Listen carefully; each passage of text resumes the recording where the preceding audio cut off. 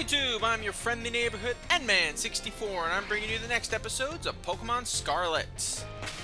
It's been a little bit. I told you I went through a whole big portion of areas. I didn't intend to do as much as I did off screen, but you know what? Considering I don't want to have large portions of this of just running around meandering, I figured this was the best path to take. As you can see, we have Bobby, the Mareep that we caught several episodes earlier in the party. That is because it is the next in line to get leveled up. And in case you need any reminding, I have caught quite a few Pokemon. For starters, as you would guess, where is he? Well, our Makuhita, Majin Buu evolved into Hariyama. Then we did Starly, which evolved into Staravia and then Staraptor. And now we've got our Mareep has evolved to Fluffy, and soon will be Ampharos. We're doing pretty good so far. But that's nothing compared to the Pokemon we've caught.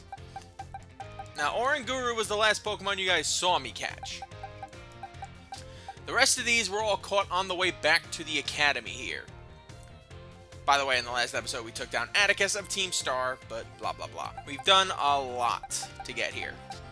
And these are the Pokemon we've caught. We've caught Toadschool, which is this region's version of Tentacool. It's ground and grass type, which is interesting. More based on special defense than anything, but hey, you do you. Fungus, which I mentioned before, which is an extremely slow grass poison type that I considered using for the team, but ultimately decided against. Grafify, which is the evolved form of Shroodle. I don't know how a little baby rat thing evolved into a monkey, but I digress. Mimikyu, which we failed to catch before. Gothita, which is unfortunately, none of you will recall since the LP got torn down thanks to some asshole in Brazil. Gothita is a Psychic-type Pokemon based mostly on defenses, which means it can take a lot of hits, but ultimately becomes a very solid defender and attacker as its stats ultimately round out. It is much more of a tankier one than its counterpart from White, which is the Solosis line, which we won't get until the second portion of the DLC. Stantler, which we've seen, or which we saw previously, just a Pokemon that exists. And then Gumshoes, which I caught in the wild, mostly just to expand our Pokedex, because we are not that far off from getting several big rewards, and we're gonna bring Smoliv. I'm thinking about bringing either Smoliv or Smoliv, Squavit, or... Well, I did you already. What was the Pokemon I was thinking of? Smoliv, Squavit, or... Yeah, Bounsweet up next as our next Pokemon to level up, because unfortunately, a lot of the Unova Pokemon are going to take an eternity. But on top of that, our Pokemon have gained a few levels, as you can see. Crookie, the Krokorok, is now level 37, hasn't changed its moves. We have our Hetrem, named Autumn, who's doing good. No changes there. We have Mufasa, our Pyroar, who has not changed much. We have Holly the Petalil, who has learned Sunny Day in place of Sleep Powder, which means now basically we're set and I can evolve it. But I think I'm going to wait until we're just in front of the Water Gym to do so, because honestly, I'm not that big of a hurry to see her fully evolve. I don't want to see my little girl grow up. Donduck, our Quaquavel, who evolved in an earlier episode. He has not changed. And Floppy, of course, is just here as experience fodder to help fill up our Pokedex.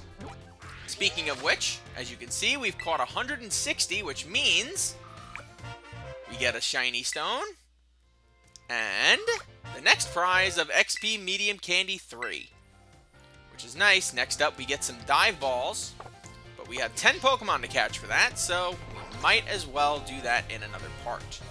In this part, we are going to school. That is exactly what we're doing. We are going to take on the third class for every single thing we have access to, which is biology, math, history, languages, battle studies, art, and home ec.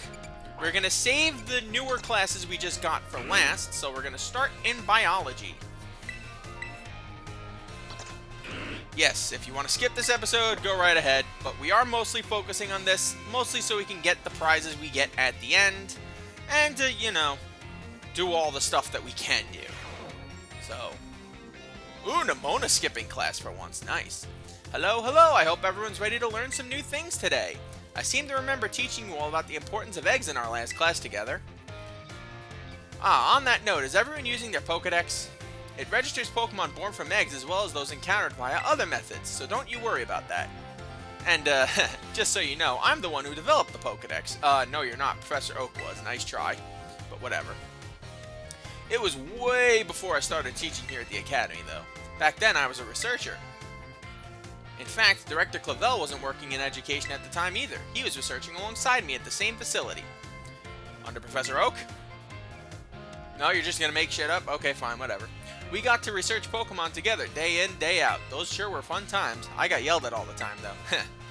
Wait a second, how did I get onto this? Pretty sure I was talking about the Pokedex. Well, anyway, today I'd like to teach you about catching Pokemon. As you all know, a great way to catch Pokemon more easily is to first lower its HP. But there's another way to up your chances of successful catch. Can you guess what it is? Inflict the Pokemon with a status condition. Wow, that's right, Mikey. Great job.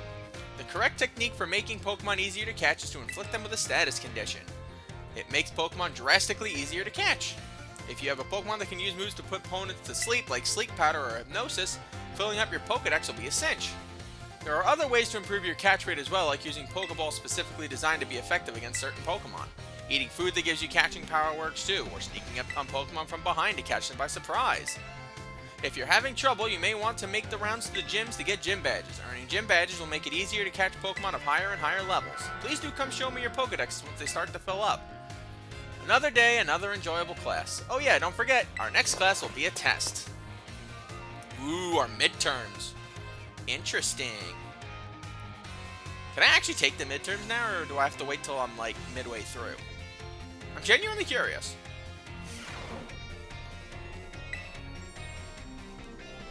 Alright. Oh, I can take the midterm now. Ooh. Ooh. Maybe we'll do that next week. Oh, next episode. Oh, yeah, we want to do all the classes that we normally take first, and then we'll worry about the other classes later. Alright, Miss Time.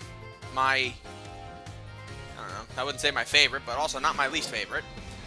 Oh, good. Oh, good, the stalker's in class, yay.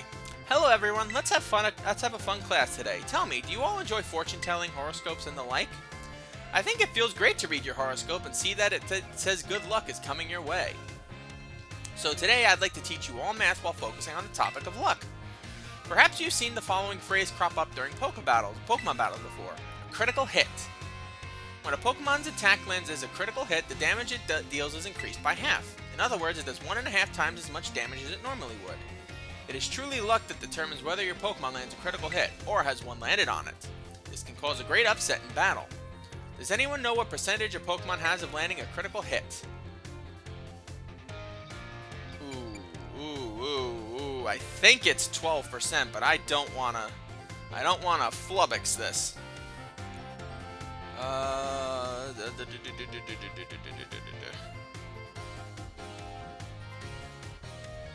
Ms. Time answers. There we go.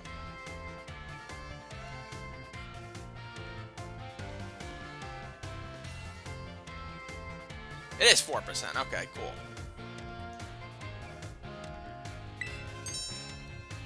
That is correct. Well done, Mikey. The chance of landing a critical hit is said to be 1 in 24, which figures to be roughly 4.17%. The odds are more favorable for certain moves, though. Why, moves such as Stone Edge and Shadow Claw have about a 12% chance. You can also use a move called Focus Energy or an item known as Dire Hit. Both raise the critical hit ratio by 2 stages. That's a 50% chance to land a critical hit. It feels great to land a critical hit, but perhaps not so great to be struck by one. There's a surprising amount of mathematical probability hidden in Pokemon battles, you know? If you're able to do the calculations that'll swing luck in your favor, it may open the door for more strategic choices for you during battle. Oh my, is that the bell? I suppose that's all time for now. What a shame. Next class will be our fun midterm exam. I hope you'll all be looking forward to it. Oh dear. Oh dear. Midterms. Everyone's got midterms for me. But we're not here for their midterms. We're here to take our classes. Alright. History? Yes, screw it, why not? Miss Rayford. Not my favorite history teacher of all time. That would be my 10th grade one, who literally pulled me aside the first 2 weeks and said, "What the hell are you doing in this class?" I'm like, "What do you mean?" He's like, "You should be in, like, the college level classes." And I'm like, "I don't know. They wouldn't put me in it." He said, "Thank you, though." His class average went from, like, 82% to, like, 88% just because of me. I was that good. I got hundreds on everything. Today we'll be continuing to unravel the marvels that history has presented to us. As you should remember from our last class, Area Zero's great era of exploration began about 2,000 years ago. This era lasted for approximately 1,000 years, but not a single soul was able to venture all the way to the deepest reaches of Area Zero. Having poured much of its human and financial resources into the exploration of Area Zero for so long, the Paldean Empire fell into decline. 200 years later, or 800 years ago, the Empire and its surrounding nations united into one entity. This is the formation of Paldea as we know it today. Ah yes, this very academy where you're now filling your young minds with knowledge was also apparently established at that time. In fact, this school building, though certainly having undergone repairs through the years, is just as it was when it was built so long ago. This very structure is a piece of history. Things of old are truly splendid. I would certainly prefer it to not have the Pokeball portion, though. A relatively new addition. Perfect timing to make eye contact. I'm not trying to. I'm wearing my sunglasses. How do you know I'm making eye contact? Tell me, approximately how many years ago was this academy of ours established? 800. I listen. Don't worry. I got you back, sweetie. I see the look of concentration on your face was indeed just that. I hate nothing more than when a student only pretends to listen. This academy was constructed exactly 805 years ago, to be precise. In other words, your academy here is 805 years old. At the time, it offered state-of-the-art facilities and a uniquely innovative curriculum. As such, people used to say, "Those seeking knowledge need look no further than the oranges of Paldea." That's right, they were referring to Naranja Academy. It is said that this proverb of sorts was even used outside of the Paldea region. Oh, is that the time already? I must have gotten swept up in filling your minds with knowledge. This ends today's lesson. Our next class will be our midterm exam. Bring the wonders of history to the forefront of your minds in preparation. So many midterms. My goodness, they're going to make our heads explode. But that's what I get for actually taking classes. All the other kids cutting school, yeah, they have no idea how busy this is. Screw it, let's just go in order.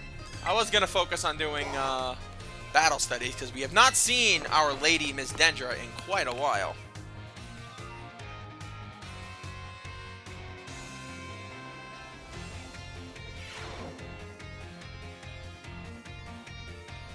My dear friends, how are all you today? You certainly look fantastic. It's time for another one of I'm not reading that. Not happening. Not happening. I've done enough failed French languages so far. Êtes-vous prêt? Are you ready? Très bien. Very good. My lessons are not a one-way street. No, no. I am très triste when no one speaks up. He's very pissed. Oh, very sad. Okay. In our last class, I believe I taught you all how to say delicious in other languages, right? In today's class, please, for the love of God, stop speaking French. We will learn about a very special phrase you can use to put to good use when the time is just right. Oh, for the love of God. Oh my God, really? You're really gonna make me look this one up too? You son of a bitch.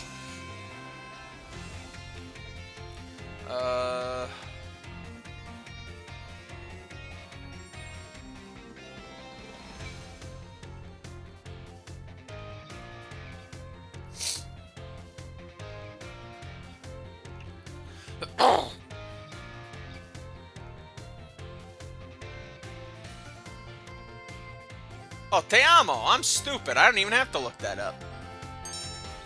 Fantastic, Mikey. You deserve a gold medal. These 3 phrases you may know, I think. Why? Because they're all quite famous ways to say, I love you. Oh my, have I embarrassed you all, my friends? What shy boys and girls that, oh my god. Yes, we're all kids. We all don't love each other. You're lucky we haven't stabbed each other with our pencils. It's so very important to express your feelings about things to others, you know? This is especially true for positive emotions. If you get married someday and argue with your spouse over some silly little thing, all you have to do is apologize and say, I love you. And all will be well, that is. I should know why just last week I had a big argument with my dear wife, that is. But I was quick to say I'm sorry and all was well. And now, apropos of nothing, let me give you all one of my wise words. Oh, for the love of God. Are you going to tell me how to woo a girl? It's best to be quick to apologize when you have an argument with someone. That goes for your families, friends, and your crushes. I know you can do it. I believe in you. Our next class will be the midterm exam. Be sure to review what we learned in all of our lessons so far.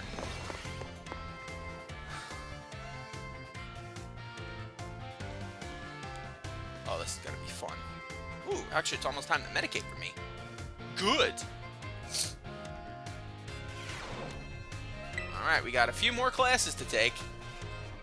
We got battle studies, home ec, and I believe art. Oh, not in that order though. But we have to go see our best friend, Miss Dendra. That psychopath she is. This is the only one I 100% remember taking. So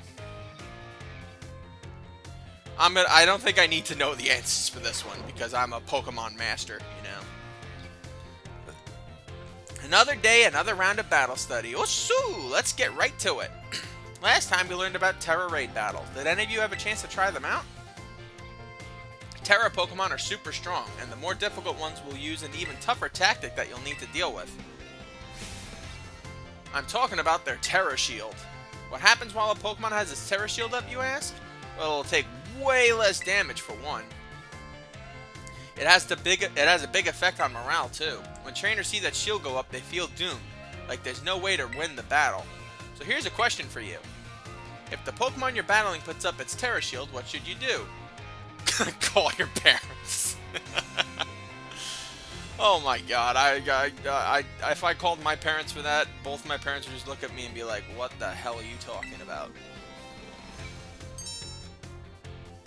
Especially my mother. That's right, you're a regular Terra Raid battle master, aren't you, new kid? Regular attacks don't work so well against Pokemon that have their Terra Shield up, but having your Pokemon terastallized is an effective method to overcome that issue. A terastallized Pokemon will do more damage to shielded Pokemon, especially if it uses moves that match its Terra type. Dealing enough damage to a Pokemon that its Terra Shield up can destroy the shield and break the Pokemon's stance. This means it's important to properly time your terastallizing in Terra Raids. In conclusion, as they say, fight fire with fire and Terra Pokemon with Terra Pokemon. Be sure to work together with your teammates to smash through your opponent's Terra Shield. Aw man, I was just about to suggest we do some hands-on practice to really drive the point home. But I guess we're out of time once again. Next class will be our midterm exam. Aim for a perfect score.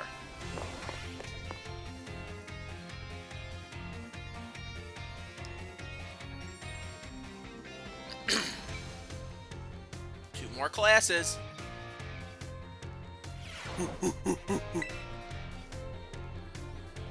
Alright. And then we'll do my midterms. 1 second, guys. I gotta clear my throat.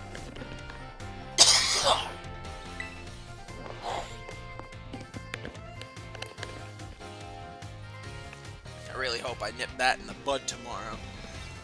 Because tomorrow I have to walk home from the car repair shop. Hello, hello, it is I, Hassel, yet again. I have been told that my previous lecture about the Terrestrial phenomenon was very well received. Thank you all for your kind words. In fact, Miss Dendra specifically requested that I impart even more battle knowledge to my students. So I have decided that today we will take another look at how the Pokemon can terrestrialize. Oh, look at that little Gibble. Isn't he so happy? And of course, here is Professor Gibble to help us. Now then, Professor Gibble, if you would be so kind as to terrestrialize for us. Ooh. Now, what do we have here? Last class we saw grass-type terrestrializing, but this time we have something of a different shape. Observe a Terra Jewel resembling a snowflake. Its dendritic shape is stunning to behold. It's a little chilly standing so close to it. So class, what Terra type do you imagine this jewel might represent? Maybe water can be cold. I don't know. But I'm guessing ice. Excellent, Mikey. Full marks for you. The reason there's a snowflake shining above Professor Gibble's head is simple. It is now an ice type. And because Professor Gibble is currently the ice type moves would not be very effective against it. Keep in mind, usually they would deal quadruple damage to Gibble. Now, here's some trivia about snowflakes. While snowflakes may come in many different shapes and sizes, most are classified as hexagons. Just think of it, snowflakes fall from the sky, taking similar shapes without anyone saying they must. Do you not feel the greater mystery of nature, the beautiful enigma we live in? Now, this is a bit of a tangent, but Mr. Jacques' glasses are also hexagonal, aren't they? I almost forgot to mention that you can change your Pokemon's Terra type at the Treasure Eatery located in Medali. Though I must say the cook there is a little prickly. You'll need to get on her good side if you want her help. Now, come prepared for next class because it is time for your midterm examination. We didn't learn anything about art in this class. I'd like to point that out. We've learned literally nothing about art. For the love of God, I really hope the home ec teacher is like gonna teach us something. He taught us just to look for items on the ground last time, so please tell me he's gonna teach us something good. Please. Please. Please, you have the world's greatest mustache. You have the Kaiser Permanente mustache.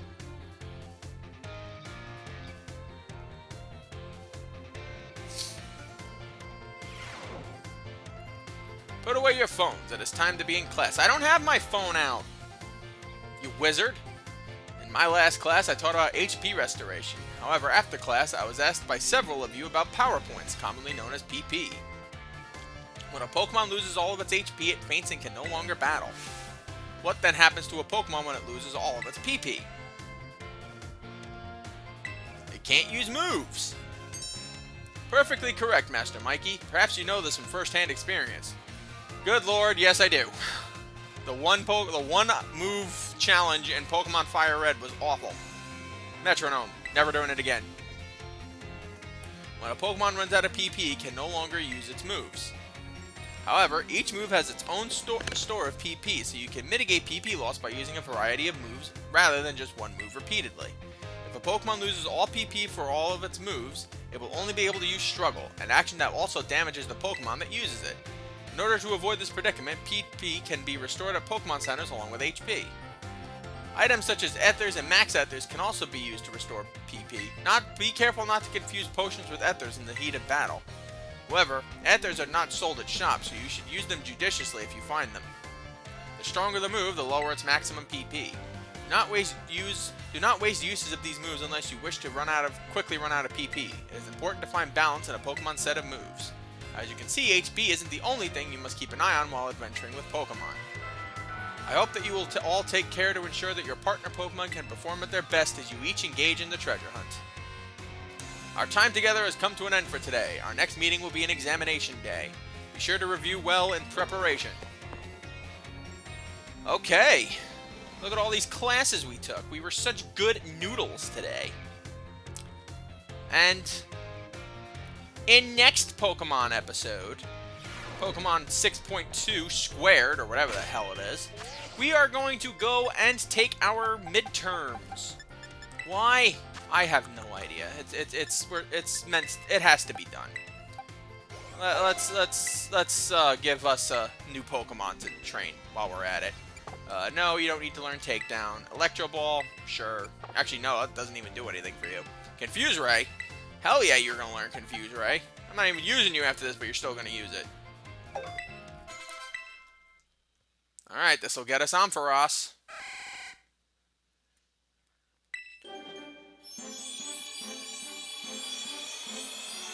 So at least we're not doing absolutely nothing while we're doing this.